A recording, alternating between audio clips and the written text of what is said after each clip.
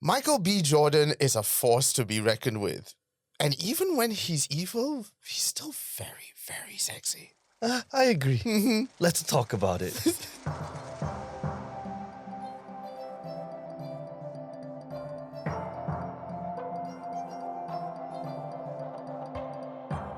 Hello there, Clapperheads, and welcome to a brand new edition of ClapperTalks. I'm Nick Dorian. And I'm Kelvin Tay. And yes, Michael B. Jordan. I thought one Leng Michael Zai B. lah. Jordan. No, one Michael B. Jordan is great. Having two, is even better. That is a very questionable statement, but I do agree. Right? Michael B. Jordan? And the reason why we say that, of course, is because his latest film, Sinners, is now out in Malaysian cinemas while Kelvin has a coughing anxiety attack. I don't know. Maybe. I'm live. But Sinners is now out in Malaysian cinemas. And let's just say this. Pardon my French, holy fucking shit. Yeah, what a roller coaster of a film, man. Right. But I will preface this. Before we get into it, I want to preface this because I feel this is a film, while it's fan-fucking-tastic, it's not going to be for everyone. Yeah. Because there are going to be elements. If you like Ryan Coogler, you will love this film. It took me an entire day. We watched it yesterday. 2 days ago. We watched it 2 days ago. Yeah. Oh, yeah, we were supposed to record yesterday. Yeah. It took me an entire day to absorb, understand, and appreciate the movie. Because at first, again, preface on my end, I am at that stage now where I stop watching trailers. I stop reading on the summary, the synopsis of a film that is coming out. You know, may it be Sinners, may it be Endor that is coming out next week. I choose not to watch or know anything about it because I want to go in fresh. Understood. Right? I want to go in with zero expectations. Yeah. And I'm glad I did with a film like Sinners, for example. Yeah. Went in there, it's like, hey, Nick, is this a horror? And you're like, I don't know. Yeah. Right? And after the movie, after everything that we watched, and I asked you, Nick, did you know that this was in the film? And you're like, hell no, man. That's what I appreciated Yep. with Coogler's cut of the trailer. I don't know if he cut it, but his team cut the trailer. Yep. And finally, it's a trailer that gives the biggest thing, it doesn't give it away at all. Yep. Like, I didn't know. No spoilers. We won't spoil this for you. Yet. You won't spoil this for you. But the big bad of the film and the main plot of the film really wasn't in the trailer at all. I tell you what, this is what we're going to do. Right? We have about half an hour. Yeah. Let's just do like a 10-minute spoiler-free, and then we break it down to a spoiler-filled. Because I feel like if we don't somewhat talk about the entirety of this film, with or without the spoiler, and your definition of a spoiler is things that are shown in the trailer itself. Yes. Yeah. If we don't talk about things that are not shown in the trailer, it does not do justice to this episode. Yeah. So this is what we're going to do. We're going to tell you the back of the DVD. We're going to tell you what we know in the trailer itself. And we're going to tell you, is it worth watching? And for the other 20 minutes of it, we have to break it down. Because there's so many aspects in this film where I mentioned it's a roller coaster. Yes. And I think we'll do that after the break. So once you hear the break, if you haven't seen it yet, skip that and come back to it later. But we're going to do a spoiler-free to start with. So don't worry. We're not going to ruin it for you at this point. Be right back. We've been gone a long time. We back now. You twins? Nah, we cousins. There are legends of people with the gift of making music so true. It can conjure spirits from the past and the future. This gift can bring fame and fortune. Will somebody take me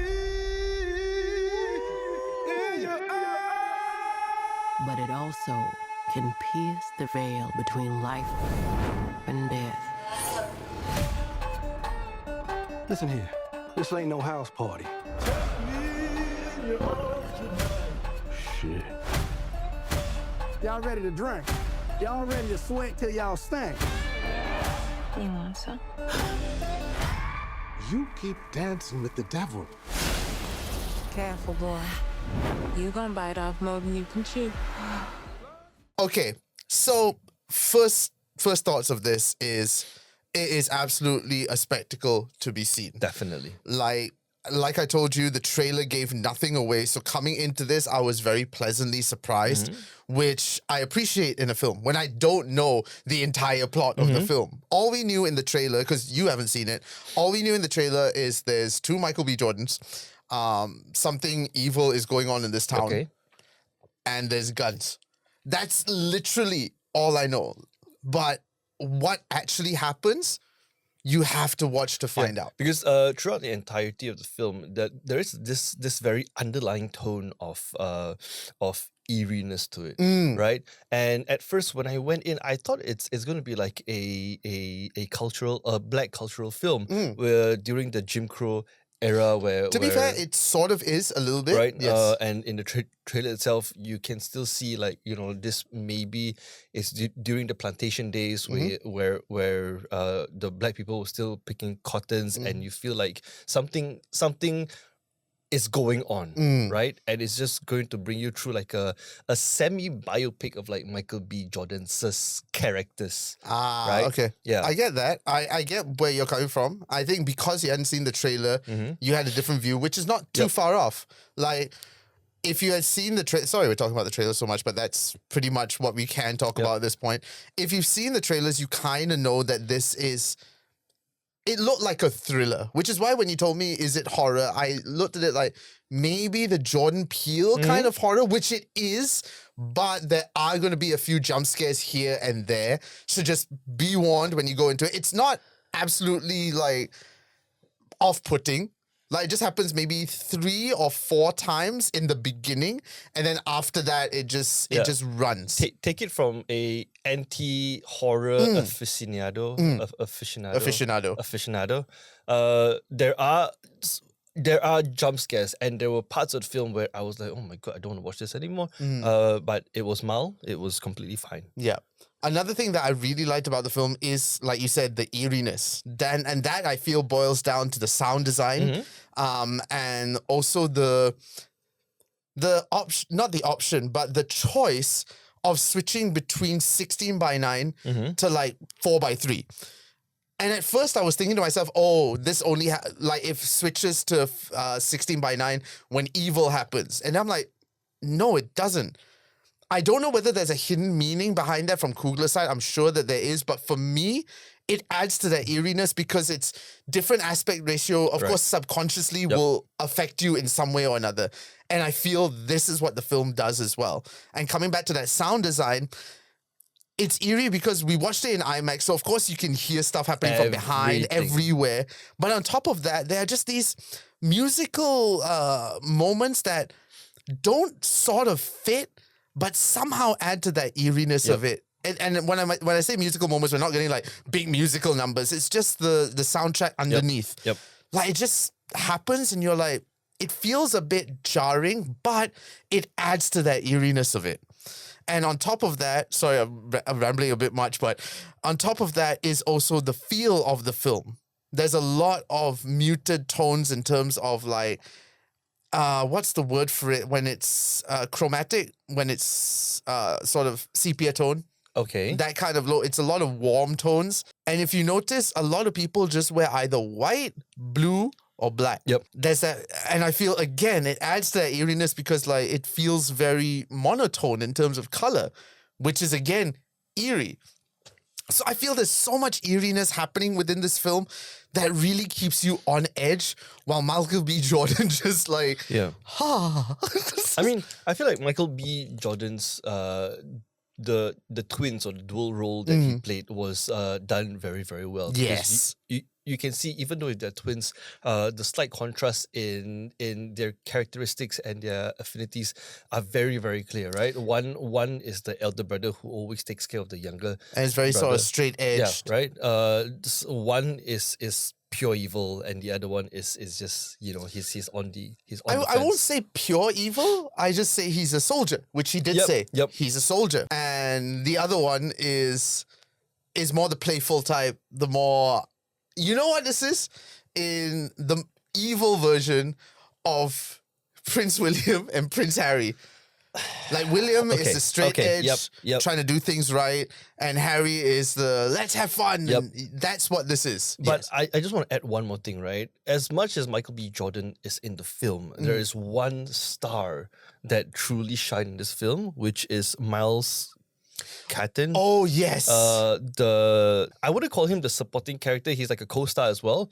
And I did a bit of research, right? This is his first movie serious? debut. Are He you has serious? he has 2 other credits on smaller TV shows. Okay. But this is his first big screen Damn, debut. son. And I feel for a first, he shoulder to shoulder to Michael B. Jordan truly shine, because it's not just Michael B. and Jordan that's in a the film. tough ask as well. Because It's not just Michael B. Jordan. There are great characters like Delroy Lindo, Delroy right? Lindo also was great. Haley Steinfeld, Omar Benson, Mm-hmm. and then there is, I forgot, there's one more name already, but all these characters we have seen them in other prominent films as well, Mm-hmm. right? But with Miles, his character as Sammy, he came in, the way he sang, the way he played, the way he acted, everything was like, wow, this guy really And has I'm sorry, talent. that voice. This gift can bring fame and fortune, Will somebody take me in your arms? but it also can pierce the veil between. Oh my Like god, you yes. don't expect that voice to come Yeah. out of that Yeah. person. Yep. And I was like, ooh. And speaking about voice, there's another thing that we did not cover in the beginning, which is the music choices for this film, right? Because like I said in the beginning, this was like a Jim Crow era. So there's a lot of blues, there's a lot of pain, there's a lot of feelings going on, right? A lot of hurt. Yeah. And the culture back then was like they translate all this pain into blues. That's why it's called blues, right? Yeah. The music, the instruments, and I'm not talking about the eeriness of it. I'm just talking about the blues and the singing in this film in the first arc of the film. Tasteful. Yes. It was just so tasteful. And is there anything else you want to add before we go into the spoiler-filled part? Just 2 more things. One, I feel that this Coogler has made it very brave and bold to sort of tell a story, not only in the Jim Crow era, but also really delve into what slavery was like at the time. Okay. Yes, we've got, like, if you want to go deep into it, of course, you've got 12 Years a Slave and all that. But seeing the other side of slavery, how they enjoyed themselves, what they had to go through in terms of the cotton picking and stuff like that, even though he didn't touch on it majorly, it's still a bold choice to do it within that era. Yep. And also, some people, this is why I say it may not be for everyone, because I did realize it is a bit of a slow burn. Like, if you realize, no real big action really sets in until about an hour into the I film. disagree. I wouldn't call this a slow burn. I would say this is accidentally pouring gas to the fire. Okay, I think that's a very good way of putting it. Yes. It's not a slow burn. It's definitely not a slow burn. The build up is the trailer itself is a misdirection. And while you're watching the film, it goes from 0 to 100 really fucking quickly. Yeah. It's like I said, that first hour, it, like you said right now, it really builds up that tension that when the action finally happens, it's just, all right, foot's on the pedal, let's accelerate and bash all the way through to the end. So speaking of that, we are going to take a break and we will be back to talk spoiler-filled stuff. Oh, wait, before we get to that, for people, before we get into spoiler, how would you rate it on the Clapper meter for people to go and watch? 8.5. 8.5. I would, I'll give it an 8 Yeah. because I don't like a 0.5. So it's 8.25. Oh, God, why do you do this to me? But yes, before we get into the spoiler-filled talk of this, go and watch Sinners. Yeah. If you haven't, please go and watch it. Enjoy it in the cinema because I feel this is definitely a cinematic experience. To close up this segment, I give it an 8.5 mainly because of this. Mainly because it's something that I did not anticipate, right? Yes. I'm glad you brought up 12 Years of Slave because that's exactly what I thought this would be with more action. So it's like in between Hateful Eight, Tarantino's not Hateful Eight, Tarantino's Django, and also 12 Years a Slave. But then, boy, how wrong was I? So go and watch Sinners. Go watch it in IMAX if you can. Yep. Not so much for the screen, but for the surround sound. Yep. Because it will creep you out. Yep. And we'll be back with spoilers after this. And now we'll be right back. yes. For the summertime has come, and the trees are sweetly blooming. The wild mountain thyme grows around the blue river. Will you go, lassie, go? Spoilers! Just in case you needed another warning. Going into this segment again, like we mentioned, this will be spoiler filled. Yes. Because again, if we don't talk about the second half of the show, it will do no justice to this review. So if you are still watching, tread lightly. This will be spoiler filled, because we will be talking about the plot, the characters that are unseen in the trailers. Now, first of all, let's get this out of the way. Vampires. It's a vampire movie. It's a vampire. It's a vampire movie. Vampire Yes. movie. And I love the subtlety of it because we don't even know it was about vampires until we saw the scene where Jack O'Connell's character, his name is Remick, came into scene. He was being chased by Native Americans, and then he went into a house.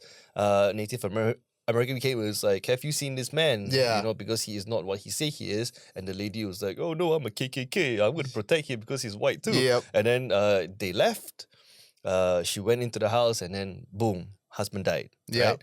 At first I thought it was just a demon. It Yeah. didn't cross my mind Yeah. that it was a vampire. Yeah. Like we only really understand it's a vampire when one of the characters physically says he's a vampire. I'm like, Yeah. oh, Right. okay, this is smart then.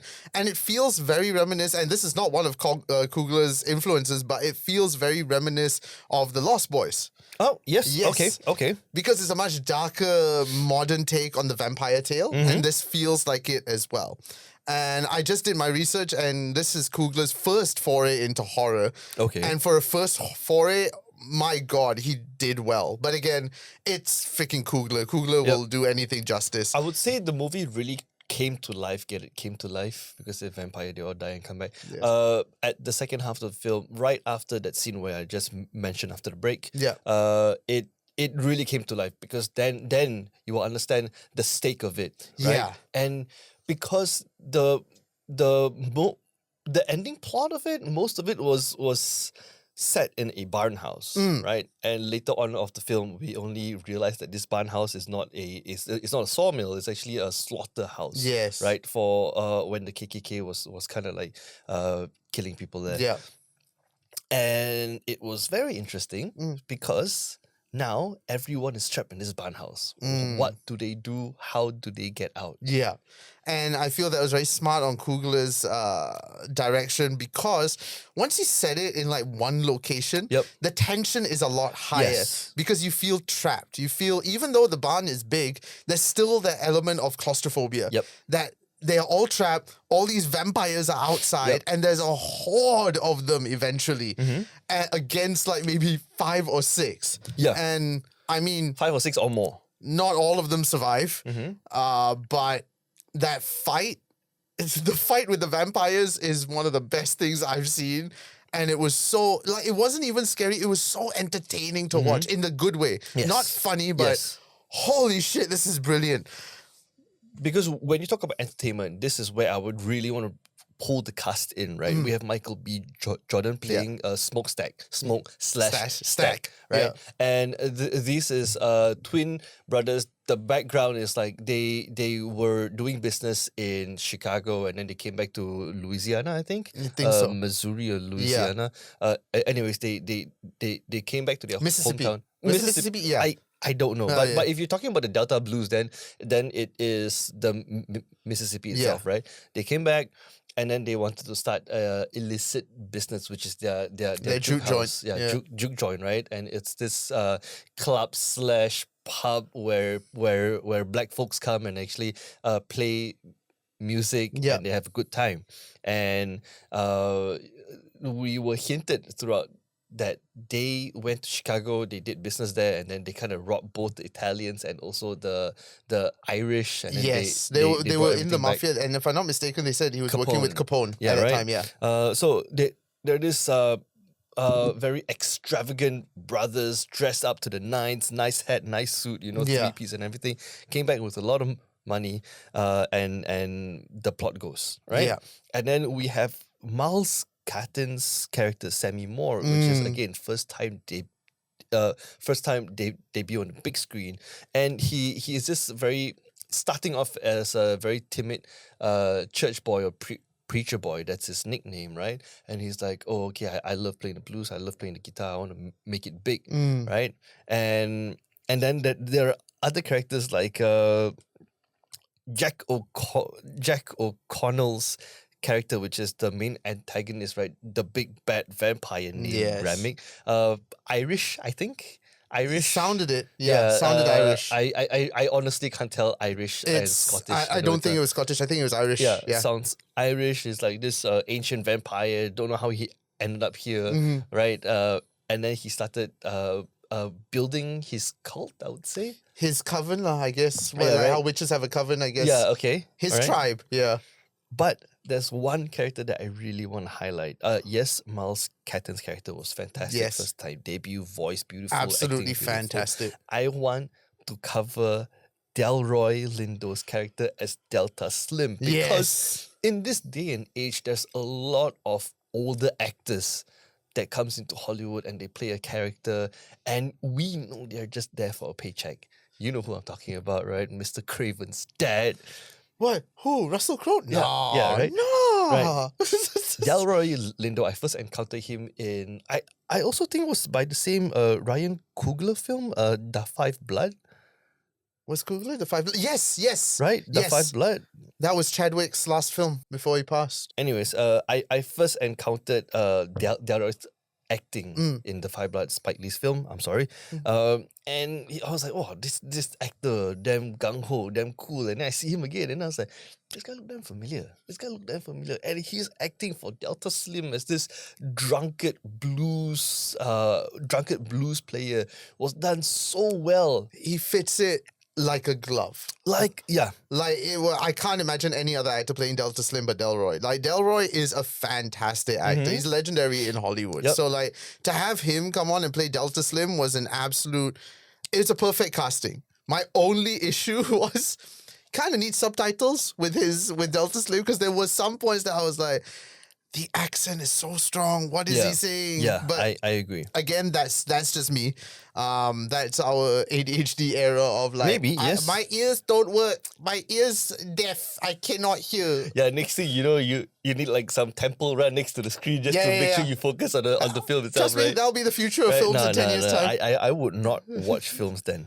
All right. They'll have an experience which I don't know what is happening. But side note, I mean, Megan's already started doing it. They're bringing Megan back to theaters, but they are encouraging you to use your phone in the theater because they're making it an immersive experience with some Megan app or whatnot.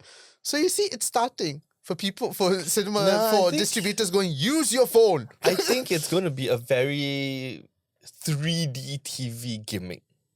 Probably. Yeah. Probably. Because how annoying would that be if you're sitting in a cinema and everyone has Yeah. their phone bright? Nah. And like, Nah. And Nah. even like when I went to go watch The Amateur, the press screening for that, before the film, they said, everyone, we need you to take out your phones and scan the QR code on the screen because there's a special game. And there was a game, there was an amateur game Right. with Lawrence Fishburne that we had to play to unlock the code to watch the movie.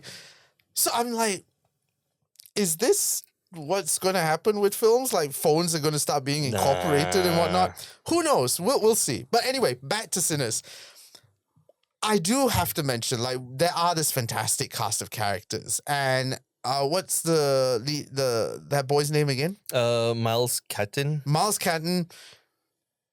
He's, like we said, he stood toe to toe with Michael B. Jordan, and that's a tough task. But at the same time, Michael B. Jordan just steals the whole show as both Smoke and Stack. And I think that was my main reason for going into Sinners anyway. Of like, oh, it's Coogler. Oh, it's Michael B. Jordan. I'm sold. And sure enough, there's just this raw intensity and slyness about Michael B. Jordan in the role. Yes. Like Smoke is so straight edge. He's the person that you love, but you're afraid of as well because he's a soldier. He could turn at any moment. But then you look at Stack and you're like, oh, there's this playboy, and like, I really want to fall in love with him, but he's such a sleaze as well. And it's very difficult for an actor to pull off two roles, like a twin role. And Jordan managed to separate the two so well, but somehow find that common thread between them. And honestly, like, I could just close my ears and just watch Michael B. Jordan. I couldn't even give a damn about the script or whatnot. I'll just watch him all day in this film. Yep. It's just something. His presence on screen is just so captivating that even if you don't understand the film, you will enjoy it just by watching his performance. One thing I do have to mention. I just want to add, Haley Steinfeld in this film is drop dead beautiful, man. She had the whole Great Gatsby vibe and style going. Yes, and when she became a vampire, it was my God, it was crazy. very confusing. Yeah.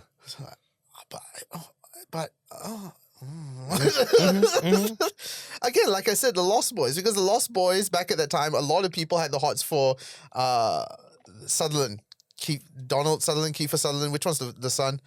Which one's 24? Kiefer, right? Kiefer Sutherland. Like, Kiefer Sutherland was hot as a vampire, and even watching it back, I'm like, I can see a lot of ladies like, ooh. And I think that's the same thing for men and Haley Steinfeld in this film. Because the last time I saw her was in Hawkeye. And of course, she was very playful, very Marvel. So like, so seeing her in this turn, I'm like, this woman has range. I'm enjoying this.